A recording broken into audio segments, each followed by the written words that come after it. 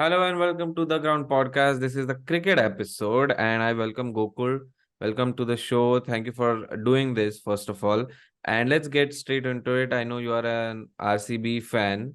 Even I am at some point, but you are an RCB fan. The WPL has been won by RCB. Let me know your thoughts on it, and also how did you feel finally getting this trophy? It's good to be back. Yeah, coming straight away to the point, yes, it's happy. Happy. It's definitely a very good feeling that RCB as a franchise could win a tournament. But it's not really exactly the same, right? It's just women's IPL. Yes, they deserve to win. The way they played, there was actually a very little amount of chance for them to even qualify for the semi-finals, and they did. They kind of the other teams failed, and it really got lucky for them.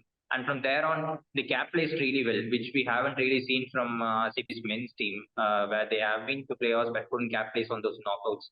This women's team, they really did well in the knockouts compared to that of the league stages, and the spinners took all everything. So as a franchise fan, I'm happy, but it's not really the same. But I'm also not someone who lives in Bangalore or Karnataka. But if you look at what happened in Bengaluru, all the streets were filled up throughout the night. There were celebrations. They celebrated hugely, and even now the social media, we could see the videos where the RCB's women team, Smriti Mandana, is carrying up into the Chinnaswamy Stadium.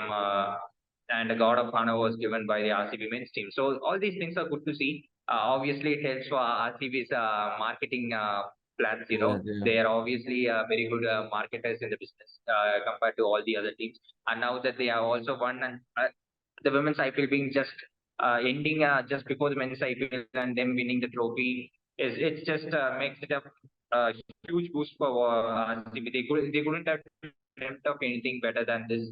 And we also heard this joke that IPL is being streamed for free, and then RCB's Unbox event is being charged for so and so amount. So obviously the franchise are seeing the business side to it, but then as a fan, I'm happy that as a franchise we at least have something to tell when it comes to the legacy, and hope the men's team do the same.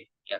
Yeah, and I think we've talked about how RCB likes to take in star players instead of good players, but I think this time it worked as well because Smriti Mandana knew exactly what to say when she won the trophy, and that Yeah. also got popular. And I can imagine you see these memes, right? They kind of Yeah. exaggerate the intelligence of one person. So I know if RCB wins the IPL, it's going to be like they waited for these many years so that the women's team comes in, WPL comes in, they wanted to be the first franchise to win both of them in the same year. So could be, could be. So now let's come to the serious part. I think Mumbai Indians and Rohit Sharma, the controversy is, I mean, yes, it could be. I was hesitant to say it is a controversy, but if you look at the press conference that happened, I think I watched the entire thing where the journalists tried to ask two questions about Rohit's captaincy, Hardik Pandya's captaincy, and both of them sort of not answered. The PR team said that you can't ask this question or don't ask this question. So one thing I felt that why even have a press conference if you know that this is a big issue going on. This was a good opportunity for them to sort of make it right, maybe perhaps tell that it's not a big deal with us because we've sort of already talked with players, as you mostly do, right? Internally you kind of talk first then announce, but this looks a bit here and there because again Mark Boucher's video was deleted when Rohit Sharma's wife commented that this is kind of I don't know what exactly the comment was, but she was unhappy. So that's one thing that has happened. What is your reaction on this as well? Then we'll come to Rohit Sharma. Yeah, to be honest, it's just the media that is hyping it up. Yes, it's really not everything that is right in between whatever happened between the franchise and Rohit Sharma. But I don't see anything wrong in whatever MI did, because see, if you look at the stats, if you keep all the fan or love for Rohit Sharma aside, and if you're just being practical, and if you look at whatever the stats that have been for the last 4 to 5 years, in spite of MI winning 2 seasons in 2019 and 20, you could still see Rohit Sharma not performing to that extent. And as with every season, Rohit Sharma's performance only declined; it never improved. And they are at a stage where Rohit Sharma is also aging. Now they also didn't have a very balanced squad, which MI are always known for. For the last 2 years, they didn't have a balanced squad. Yeah, yes, the last time they reached playoffs, but it was heavily due to their extreme performance by their batters rather than their bowlers. Their bowling lagged. They lagged. If they could play one overseas player, then there is something missing in the Indian players. So there was never a balance in the last 2 years, and that hurt MI badly.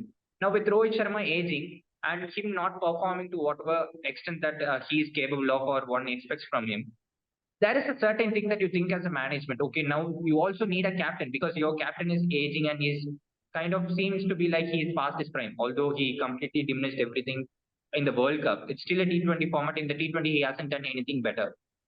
So as a franchise, you are thinking practical and you need a balance in the squad. So that is one thing.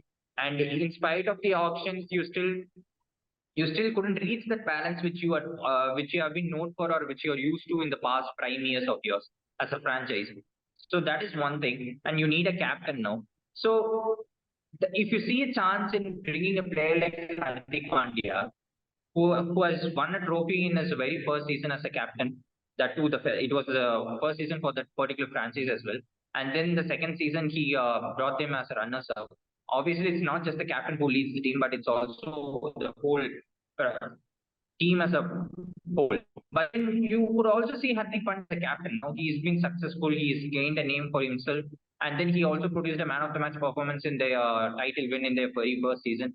So when you have this kind of a player who was also the one which whom you as a franchise brought him up from the grassroots. So Mumbai Indians brought Hardik Pandya up. They brought him into the scenes. Now there is a chance that you can grab such a player who also knows your team structure, who knows how your franchise functions, and he has now proven himself to be a quality leader by winning it and then becoming a runners-up. And is not just because of the captain material, but he is also an all-rounder who can bowl, who can bat, can do all these effectively. Is not just for namesake an all-rounder, but he's a very, very good all-rounder when he is completely fit. So you have a chance of roping in such a player. Then yes, I don't see anything wrong in that. Yes, there is this legacy. Rohit Sharma was obviously the one who created the trophy count for Mumbai Indians. Has done exceptionally well in whatever he has done. In spite of his lack of runs, he's still a terrific leader in the shortest format. Everything. There is nothing to take away from Rohit Sharma. But if you think from MI's perspective, there is no wrong in it. Probably whatever they did and in the way they did probably could have been not been acceptable from Rohit Sharma's point of view or anything else. There is no way his wife is going to comment something on a public platform where everyone could read whatever she is writing, and which was completely opposite to what the content was there posted. So that created a lot of speculation. And if someone is doing that, then they're clearly not happy with whatever move they are done. So what I think is that Mumbai Indians wanted to rope in Hardik Pandya as the player. So they weren't really looking for captain as a whole. They would have had an initial. I'm talking about Mumbai Indians perspective on the initial plans. So they would have wanted an all-rounder. They thought they could rope in Hardik Pandya.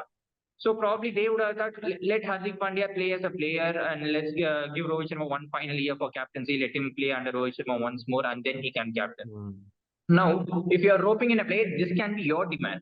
But from the player's perspective, there will be demands from his perspective as well. So I'm damn sure Hardik Pandya wouldn't have accepted to be part of Mumbai Indians just as a player because he has created a legacy for himself. Now he has the brand value of his own and not just as an all-rounder. He has also, and within this time, he also captained the Indian team. Yes, Rohit Sharma and Virat Kohli seem to be the part of a T20 team now. But when the last T20 World Cup ended, there were a lot of talks about a new team being built under Hardik Pandya. So there was an image that he is the T20 captain of the Indian team also because of the ODI World Cup being the ultimate focus. Rohit Sharma and Virat Kohli didn't play it. Hardik Pandya led all the T20 matches. And he kind of gave certain statements which clearly indicated that he was going to be the next leader of the Indian team if he is fully fit. So here is a person who had created a lot of brand image in the 2 seasons he has captained for GT, and also he has created a certain amount of leadership quality with the Indian team too.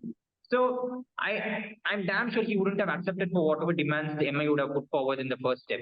He would have said that yes, I am happy to come in all the whatever amount they paid him and everything. Yes, I'm happy to come in, but he would have demanded the captaincy, and that is not wrong from his point of view either.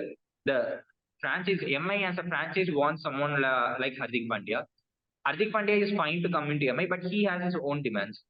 Now, MI sees whether this is good enough to rope in Hardik Pandya, whether he is worthy of being acceptable for whatever demands he is putting forward. And when you think from that perspective, you can't really blame Hardik Pandya because he has proved whatever he has done in the last 2 weeks for itself. You can't say no because you are in desperate need of balance into your squad. Now with Hardik Pandya, the captain or even the player, there comes a lot of balance in the Mumbai Indians franchise. So he is an Indian player. Now you can have the liberty of they had Cameron Green. Now Hardik Pandya can do what exactly Cameron Green could have done, and in fact can do it much better. Cameron Green isn't a proven batter in the lower middle order or as a finisher, but Hardik Pandya is a proven batter and he can also bowl. Cameron Green is still to prove his bowling capabilities in the shortest format. You are getting a better product and that to an Indian product in the name of Hardik Pandya. So it is a completely win-win situation for MI, and there is no way they would have declined it. And now, from if you look at from Rohit's perspective, now you're thinking like, okay, that guy demanded it, and you're going to give him the captaincy right away. Whereas whatever I have done for the past so and so years, and the 5 trophies that I have won, and if we take that Champions League also, Champions Trophy also into the side, then I think Mumbai have won 6 or 7 trophies as a whole. So all these things from Rohit's perspective, his anger is Yeah, also under him acceptable. actually it was 10 trophies, I think, because if you count the Champions Trophy thing. No, sorry, yeah, 7, 8, almost 7, 8 Seven, trophies. I guess. I think 8, but 7, I guess. So yeah, even from Rohit's perspective, his perspective is also right. He can't be faulted either. But if you completely look at it as a statsman, then you will understand that Rohit has clearly underperformed. He hasn't even been average. He has been below average as a batter in the past 2 seasons. And that's horrific because your captain and that too he is the opener. We all know how crucial opening is in the T20 format, and he hasn't performed that well. Then there is nothing else to blame. I can't even be sure that if Rohit Sharma plays in the initial few matches, he'll be in the 11 of the Mumbai Indians franchise. We can't even be sure of that. I also have that idea. Probably they aren't convinced to play Rohit Sharma on all the matches, and that is why they have given the captaincy to Hardik Pandya so that they can drop Rohit Sharma if he underperforms. That may also be the reason. Who knows? That But is if kind Rohit of a like a bold statement. I feel. I mean, do you think Mumbai Indians as a and franchise can do that? Yeah, and also that this is the most sensible move I would say because no other franchise would have this much guts to do whatever MI did. There is no way CSK are dropping MS Dhoni even if it completely underperforms. There is no way RCB are going to drop Virat Kohli. Virat Kohli had one season, I guess, very poor season, but even if he had 3 consecutive seasons like that, he still wouldn't have been dropped, or even the talks of it wouldn't have occurred. No one has the guts because see, CSK as a franchise, RCB as a franchise. I'm just talking about the top 3 franchises, which is CSK, RCB, and MI in terms of brand image. CSK and RCB are built in the name of the players. It's a Virat Kohli team. It's a MS Dhoni team. In Mumbai Indians as a franchise is built different. It's not a Rohit Sharma team. Yes, Rohit Sharma has done a lot of good things, but initially it was Sachin Tendulkar, and then he retired. And if you see MI, it's not just for Rohit Sharma. Even the ones who are not die-hard fan of Rohit Sharma still support MI for its legacy. It hasn't. The franchise has its legacy. The name is there for the franchise in itself than one particular player. Yes, Rohit Sharma is the Indian captain. He is absolutely popular. He has his own fan following. Absolutely agreed. But MI as a franchise is completely built different to that of CSK or RCB as a franchise. So they had the guts to do it, and that is the clear way to do it. There is no see. Can you imagine this being a part of? You're talking about NFL or NBA in America, and then they are talking about no, these sentimental. He has done so much, and so much for you in the past. So you have to think. They won't even think about all those things. They'll just no, you are not performing, and that's it. I mean, Listen to to a give lot of you the documentaries. biggest example, Real Madrid actually sold Cristiano Ronaldo at the right time because they knew that he won't be the Cristiano Ronaldo in the next few seasons when he was 35. They sold him, and it was a big thing. How can you sell your Yeah. big player? But I mean, obviously, you have to think about your club or Right. the Yeah. club. So these fans are not running the franchise. These fans are not giving their own money to the franchise. So the franchise has its own idea on what direction it needs to go. So I think whatever MI did was purely sensible from the cricketing point of view. I don't know what happened in terms of how they conveyed it to Rohit Sharma or how they handled it. But just looking it from as an outsider and whatever they did in terms of the leadership move or bringing in Hardik Pandya, I'm absolutely fine with it. If at all anything, the only side which can get angry is Gujarat Titans and its fans, because they should be the they should be the ones who should be angry, because they had a lot of trust on Hardik Pandya. It's almost like Hardik Pandya betraying them and jumping into MI. So probably MI should be celebrating that Hardik Pandya is coming in, because for the kind of value that he possesses as a player. But GT should be cursing him. But whatever we heard from Ashish Nehra, he was wishing so good for Hardik Pandya.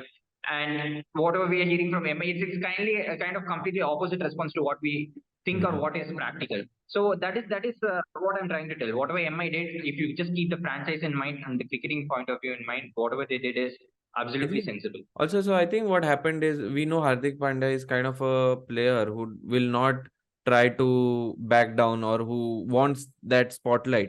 So definitely he would have said that, if you're okay with it, if you can make me the captain, I'm willing to come to Mumbai Indians.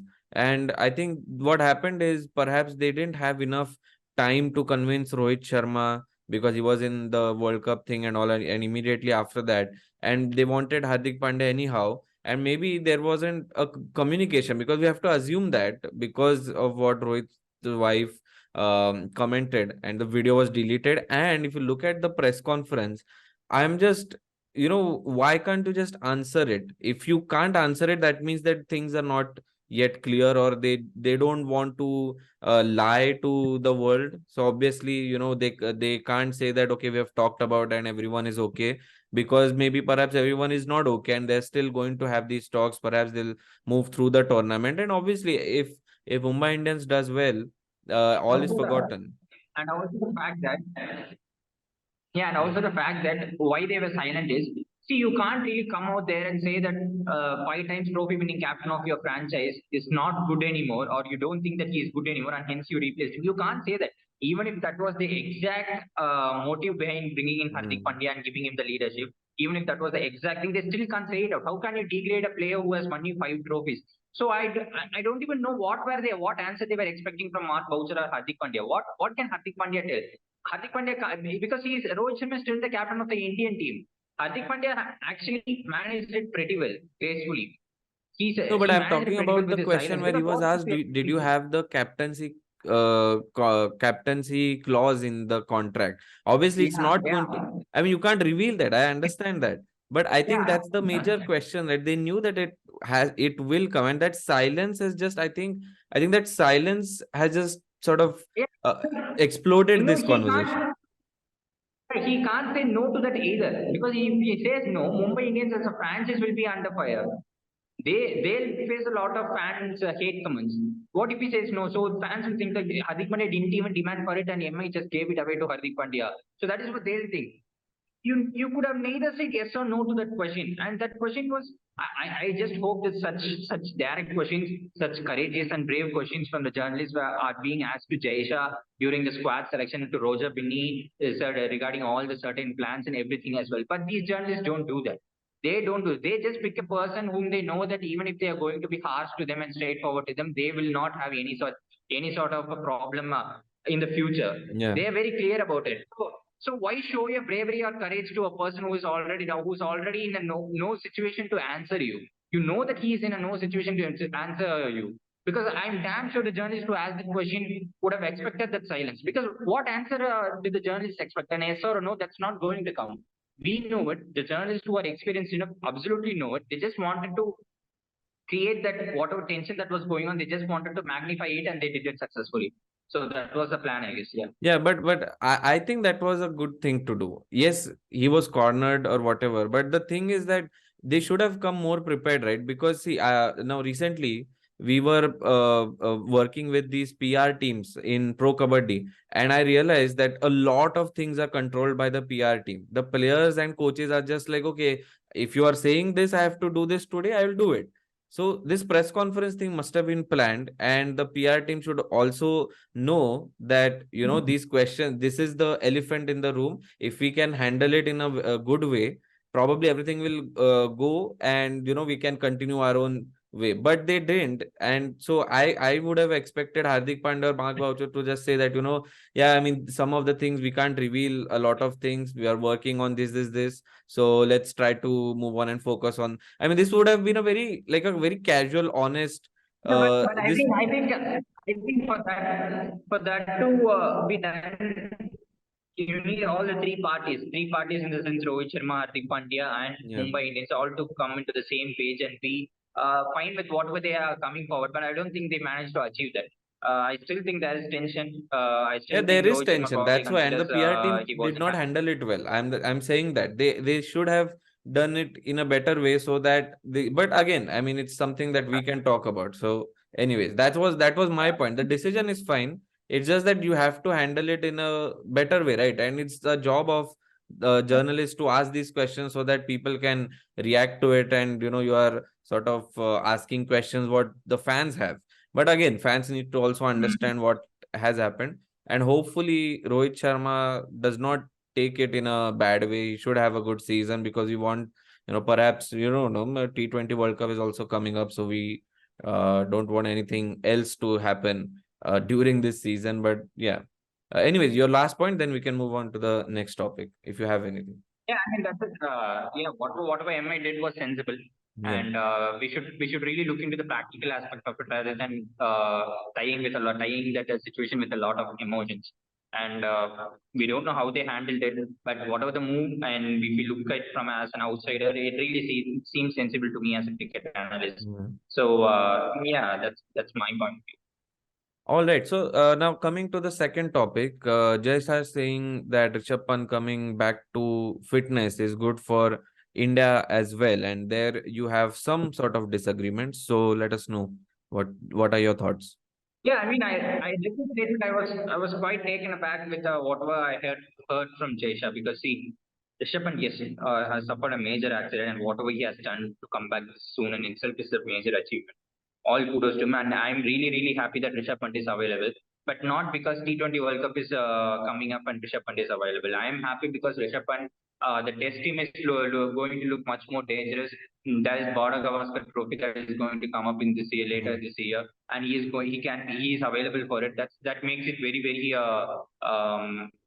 that brings in a lot of happiness in me. And to look at the way our Indian test team performed against England, new comers rising up to the occasion, Dhruv Jural, Sarfraz Khan, and all these things. It was, and to hear whatever Rishabh Pant kind of recovered, it was all so good for me personally. But to say that Rishabh Pant recovered and it's going to be a very good thing for Indian team in the T20 format, that I just couldn't understand what was Jay Shah saying. Did he say it just to hype up the Rishabh Pant fans or to create some big statement on media or whatever? It was such an immature statement from someone who is in such a very good position, very high position in the BCCI. So you just look at Rishabh Pant's stats in the T20 format and what he has done for even DC in the last season that he played for them.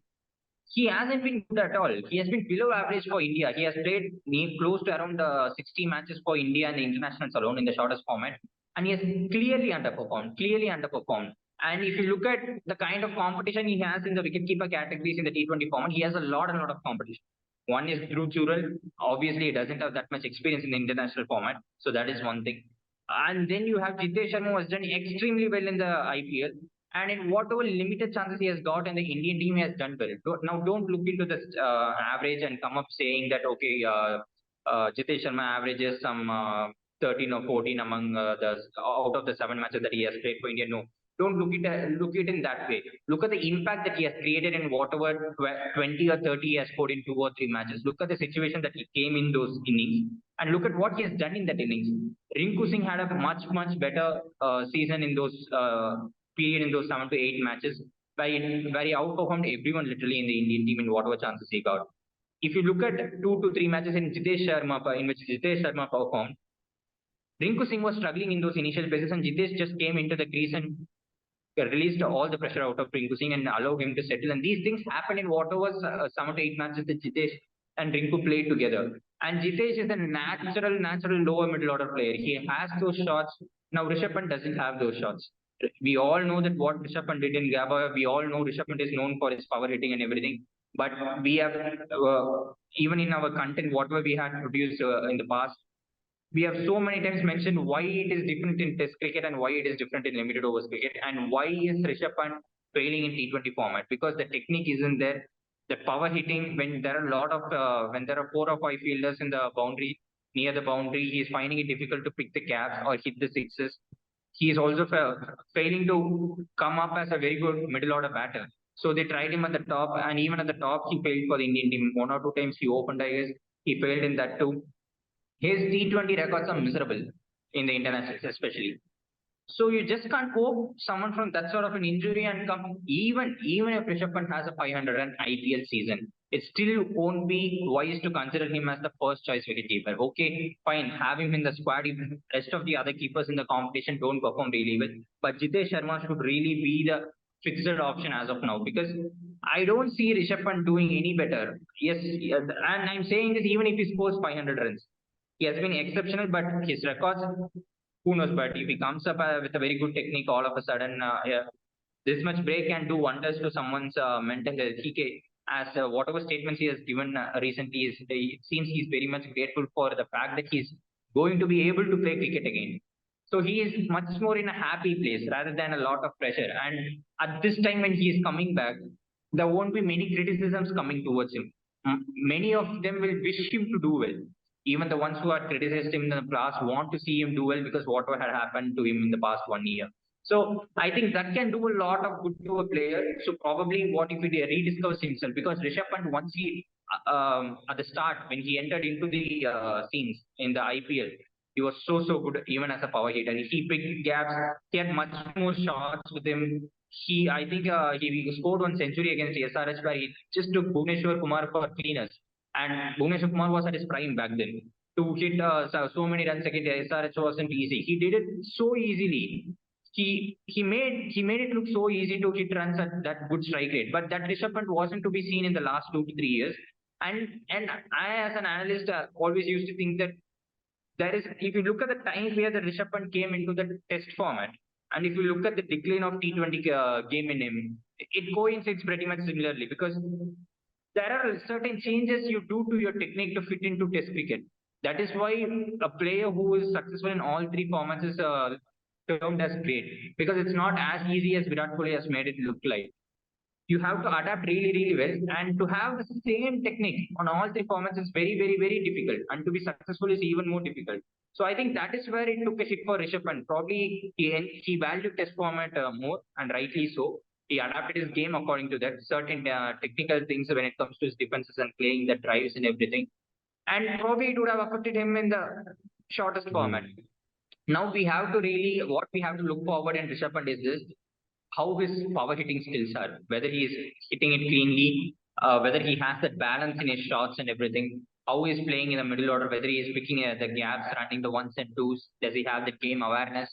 We have to look forward for all these things. And if it is good, yes, have him in the squad.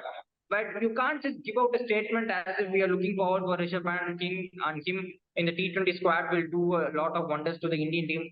To be honest, that was a very And foolish that statement kind from of Jay Shah. also And undermines that's the what other players who have been doing well, right? I mean, the precedent saying that, because I exactly. think Jitesh Sharma would have been assuming that I will get more chances because he is a power hitter. He, even domestically for Vidarbha as well, if you look in Syed Mushtaq Ali Trophy, Yeah. which is a T20 trophy, he does so well. He bats down. He never actually, mostly players do that, right? In their domestic teams, they bat higher up the order so that they get more exposure, but he actually comes down the order a lot of the times to help his team go beyond. So yeah, I mean, Yeah. this kind of undermines the other players. Yeah, that's why, and especially coming from a person who's a secretary of BCCI, that's not really good. A mature person would have handled it much better. He would have said that, okay, it's good to see Rishabh Pant back. Hope he perform. Hope he does the IPL better. Yeah. You could have just stopped with that. What made you say that it's going to be a huge thing for India? It's more like you give ice cream to a child and it gets excited and it says whatever it wants. Jay Shah's statement was very immature. And yeah, I Yeah. mean, when you are in a position where you have no qualifications and you are about to say statements like that, so yeah. Yeah, true. Honestly, now let's see what happens. So I'm quite excited. RCB CSK, the first game. Thank you, Gokul, for joining this episode. It's been a lot of fun Mm. because we dived a lot deeper. Hopefully, we can do it every week so that once IPL starts, we can dive even more deeper to try to figure out T20 squad for India, because basically this is all about, right? IPL started for this, that we have a good squad in T20. So let's stick with that going forward. All right. One we have one video. Gokul, I also ask you if you can also watch it, perhaps, that the company that worked with ICC and BCCI to manage 10 games in Pune Okay. and Mumbai during the World Cup. They talk about how they worked with waste management in the stadiums, and how cricket has to do a lot more because Pune's entire stadium is run by generators.